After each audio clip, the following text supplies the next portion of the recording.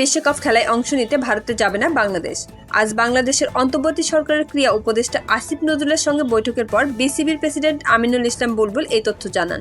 ক্রীড়া উপদেষ্টা আসিফ নজরুল সাংবাদিকদের জানান, সরকারের সিদ্ধান্ত স্পষ্ট, বাংলাদেশ দল ভারতে বিশ্বকাপ খেলতে যাবে না। অনেকেই ভেবেছিল বিসিবি ও সরকারের অবস্থা বোধহয় পরিবর্তন হচ্ছে। তবে ভি নিউজ বিডির প্রতিবেদনে জানানো হয়েছিল ক্রিকেটারদের সঙ্গে মিটিংয়ের কি বলতে পারেন যুব ও ক্রীড়া উপদেষ্টা আসিফ নজরুল। বিকেলে ক্রিকেটারদের সঙ্গে আলাপকালে সেটাই জানিয়েছেন তিনি। মিটিং শেষে সংবাদ মাধ্যমে তিনি বলেছেন, বাংলাদেশের সিদ্ধান্ত পরিবর্তন হওয়ার কোনো সুযোগ নেই।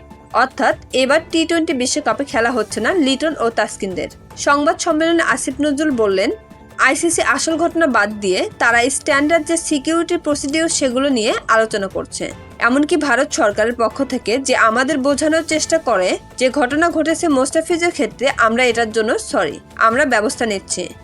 আমাদের দর্শক, সাংবাদিক, খেলোয়াড়দের জন্য কোনো রকম যোগাযোগের চেষ্টা করে নাই তারা। ফলে আমাদের সিদ্ধান্ত পরিবর্তন হওয়ার কোনো রকম সুযোগ নেই। ক্রিকেটারদের সঙ্গে আলাপকালে আসিফ নজরুল বলেন, আমি প্রথমেই বলেছি ক্রিকেটারদের সঙ্গে আমার যে কথা হবে সেটা আমাদের ব্যক্তিগত ব্যাপার।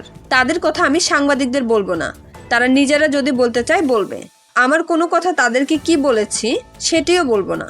শুধু এটুকু বলবো কারণ এটা আমার প্রাইভেট কমিউনিকেশন। আমি যদি বলি যে ক্রিকেটাররা কি বলেছে সব আপনাদের বলবো, তাহলে তো ওরা মন খুলে কথা বলতে পারবে না। আমাদের এই সাক্ষাতের উদ্দেশ্য ছিল আমাদের সরকার যে সিদ্ধান্ত নিয়েছে সেটা তাদের ব্যাখ্যা করে বুঝিয়ে বলা। আমার কাছে মনে হয়েছে যে তারা এটা বুঝতে পেরেছে, এই পারপাস ছিল, আর কিছু না। আর তারা কি বলেছে সেটা বলার অধিকার আমার নেই।